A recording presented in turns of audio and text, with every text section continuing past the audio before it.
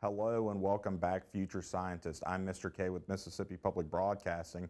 Today we're going to continue reviewing for the state test at the end of the year. So we've talked about a lot of biology throughout this year. At the end of the year, you always take a state test, and the questions on this state test can be kind of tricky. And so I just wanted to make sure we look at a lot of different examples of these before you get there to test day. So again, what I'd like for you to do, go ahead, teacher, if you could, pass out these questions to everybody. You all take 15 or 20 minutes to work on it. When you're ready for the answers, come back to me, unpause the video, and I'll do them on the board behind me.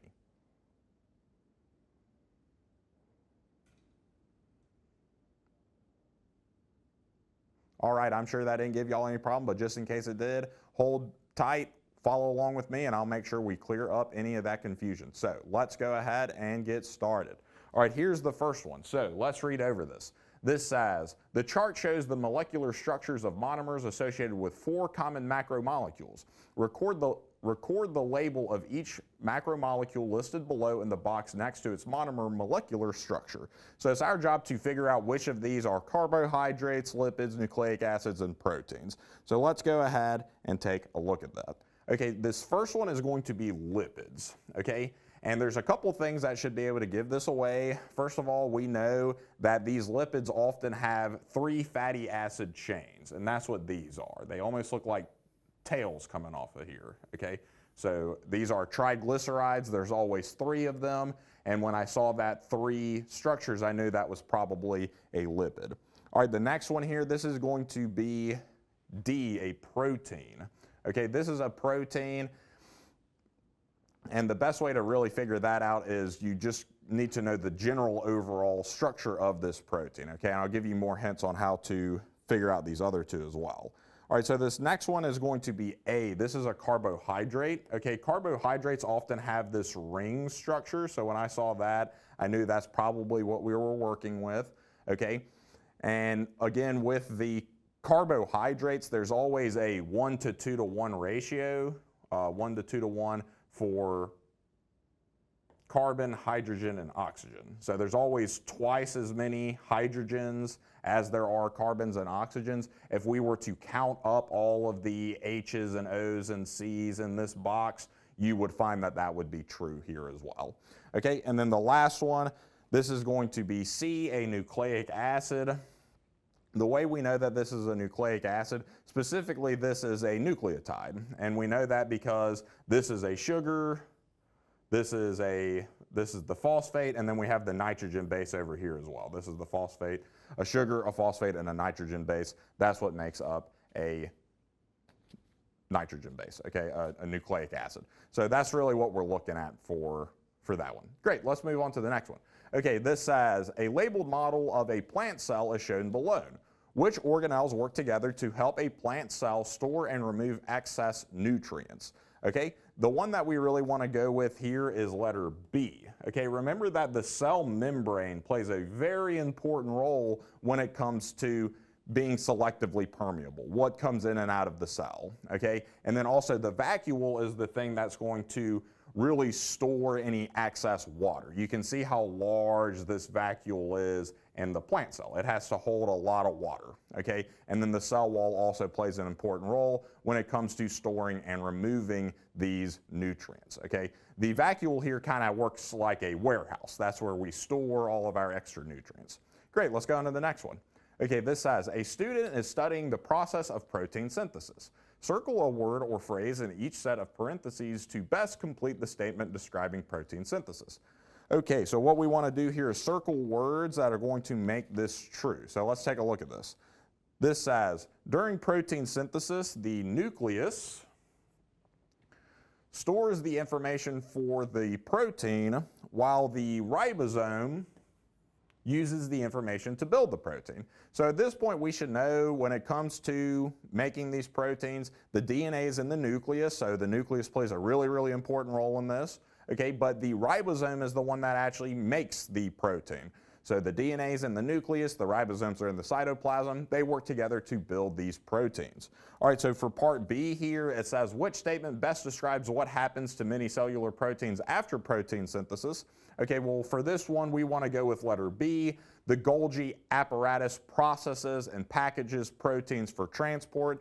And I told y'all when we were talking about organelles to remember these words: packages, processes, proteins. And the reason you want to remember that, there are a lot of P words, so it's easy to remember, but Golgi apparatus has a lot of P's in it too. And so that's kind of the Golgi apparatus's job, is that it processes and packages proteins. So try to remember that. These three words, processes, packages, proteins, relate to the Golgi apparatus. The Golgi apparatus has a couple P's in there, so that'll make it a little easier to remember.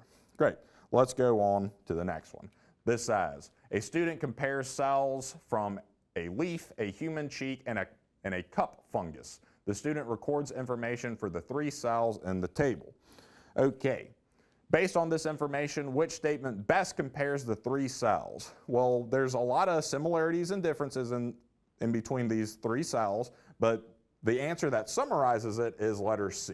All the cells have cell membranes and organelles, but they differ in how they obtain their energy. And if we look right here, this is where it gives us that information, produces an energy source.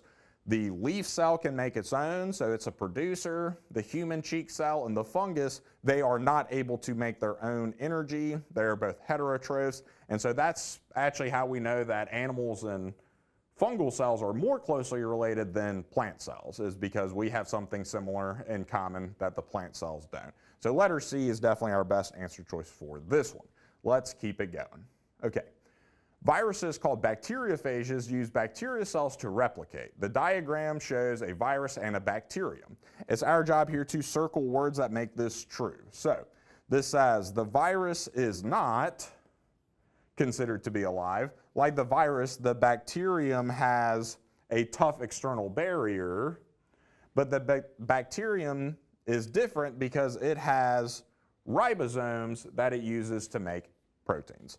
So the virus is not considered a living thing. It cannot reproduce on its own. It needs a host cell in order to reproduce. So that's the main thing, main reason why they're not considered living things. The bacterium has something that the virus wants, and that's these ribosomes. These ribosomes are really important. It's how they make, ribosomes make proteins. Because viruses don't have ribosomes, they can't make proteins, and so that's why they need a host cell in order to reproduce for them. Okay, great. Let's go on to the next one. This says, the table compares some features of a virus and an animal cell. Which statement best explains why viruses must use a host cell to reproduce? Okay, here are our answer choices, but the best one I think is D. Animal cells have the organelle structure that viruses lack to replicate genetic material. And that's what I was really talking about on that last slide. It's this, has ribosomes. Cells, plant, animal, bacteria cells all have ribosomes. Viruses don't, and so viruses need a host in order to reproduce. Great, let's go on to the next one. Okay, this says, all cells are either eukaryotic or prokaryotic. Record the letter of an option in each box in the table to show whether the characteristics describe a eukaryotic cell, a prokaryotic cell, or both types of cell. The options may be used once, more than once, or not at all. Okay, so for this, what I think we want to do is has ribosomes, that's 3, both. We've been talking about that over the last couple slides. Has a cell membrane, all cells have a cell membrane, so both for that one. Okay, has DNA in the cytoplasm, only the prokaryotic has DNA in the cytoplasm, okay? And then the last one is going to be 2. Only eukaryotic cell has membrane-bound organelles, okay? Great, okay, and then down here it says, this is part B, the diagram shows a eukaryotic cell and a prokaryotic cell. On the diagram representing the eukaryotic cell, select the structure where the cellular DNA is stored, okay? So it's this structure right here, 3. Structure 3, this is the nucleus and the nucleolus, and that's where the DNA is going to be stored, okay? Y'all are doing great. Y'all hang in there with me. Let's go to this next one. All right. Which statement correctly compares viruses to bacterium? Couple different answer choices, but we should go with letter D. Viruses have a protein capsule for protection, while bacteria are surrounded by a cell wall and a cell membrane. So the outer portion of these things are a little different as well. Okay, let's go to the next one. The model below are set up to represent how a cell responds to imbalances in solute concentration. Draw a line from the correct arrow to the set of appropriate beaker to show how water will move into or out of the cell in each beaker for the solute conditions below. Okay, what you really want to remember about this and osmosis and solution is that water always moves towards high solute, okay? Because we're dealing with water here, water always moves towards high solute. So the water's always going to move where there are more black dots, okay? So let's look at this first one. I'm seeing 4 black dots on the outside and 4 black dots on the inside. That means that this is isotonic. The movement of water is going to be equal, and I think this one in the middle is best going to go there. Notice how the arrow pointing into the cell and the arrow pointing out of the cell are the same size, so the water is moving, but they're moving at equal rates. Okay, let's go to that one in the middle. Where is their high solute? The high solute is outside of the cell. There are more little black dots outside of the cell. Water always moves towards high solute. So we should go for this one. The arrow set on the far left, more water is going to move out of the cell than moves into it. Okay, and then this last one is going to be right here. Remember, water always moves towards high solute. There's more solute inside of the cell, and so that means that the bigger arrow is going to be pointing into the cell. Okay, so that's what we should have gotten for that one. Let's move on to the next one. Okay, this says, a student uses the method shown to study the movement of water molecules across a semi-permeable material, and they set up the investigation there for us. For this question, it's our job, for each column in the chart, identify the beaker with the solution combination that best matches the title of the column. Draw one line from the beaker to the most movement into the pouch column, and draw one line from a beaker to the most movement out of the pouch. Okay, so for this is what it should kind of look like. So most movement into the pouch, we want to do this one right here. Okay, because this is only 0.2 and this is 0.6. That means that there's more solute inside of the cell, and that means a lot of water is going to move into the cell. The difference here is the greatest in between the 0.6 and the 0.2. Okay, most movement out of the pouch is going to be this one right here. Okay, same thing, this is 0.6, this is 1.0, so that means that there's more solute outside of the cell, outside of the pouch, and a lot of water is going to leave the pouch there. Okay, great. So let's look at this next one here. Okay. So this says, the diagram describes an experimental setup to study cell membrane permeability. Okay. It's our job here to predict whether each substance will move or will not move through the dialysis tubing, record an X in each row. Okay, so the starch will not move from the tubing. For this, what you really needed to figure out is, look how big this starch is. The starch is a lot bigger than the allowed size through the bag. So that's why the starch isn't going to move. It's basically just too big. It can't fit through this dialysis tubing. Okay, how about the next two? The maltose is going to fit through the bag, and the salt ion will move through the bag as well. Again, for the same reason, these are just smaller than the 5,000 Dalton's size limit. So the starch can't move, but the other two can. All right, I got one more for this one. This is part B. Here we're going to circle some words that make this true.